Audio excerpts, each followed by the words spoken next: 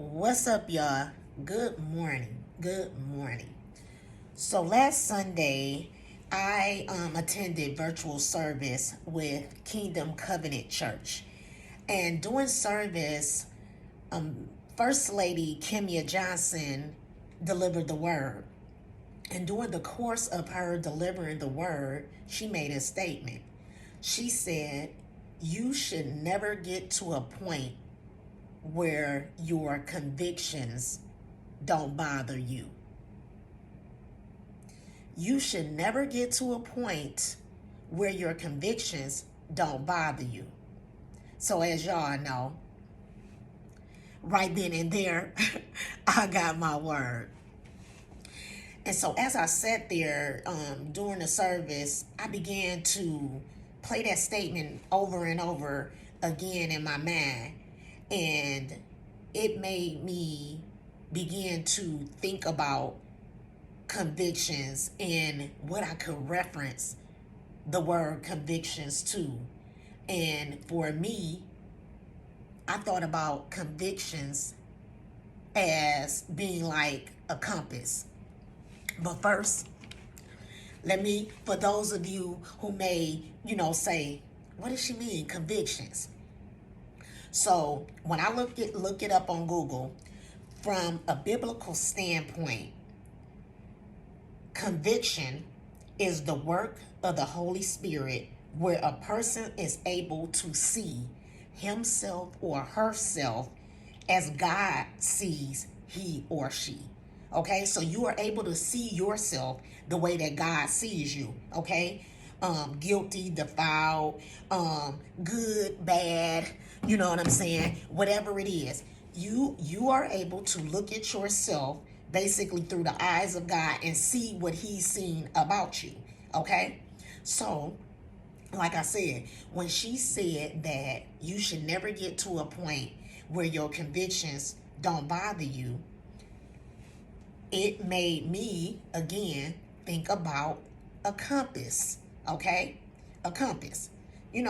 The compass. That little thing that lets you know if you're going north, south, east, or west. So let's just say if you were to find yourself stranded out in the woods somewhere, and you're trying to figure your way out, figure out how to get back to some point of safety.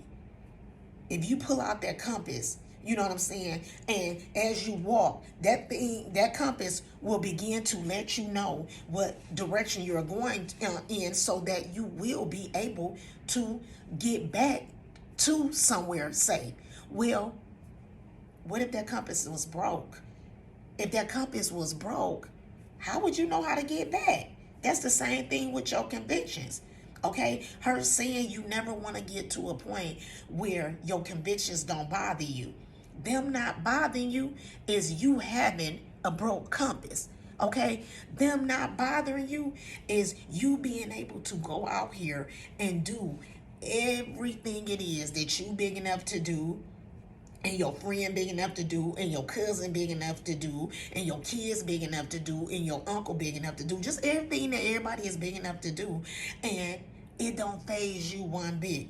You go home at night and you snuggle up warm under your covers and you get good nights of sleep. You get good nights of sleep because the things out here that you're doing that really someone who did have some sort of working compass, someone who is affected by their convictions, they wouldn't be able to get sleep at night.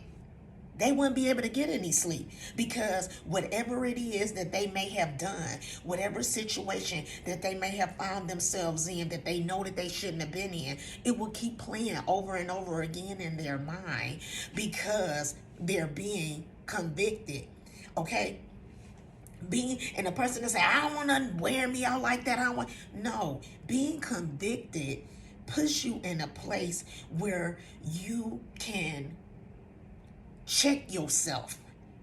Okay, you can allow yourself to be checked. You can allow yourself to stop and say, I don't think I should do that. I don't know if I should go there.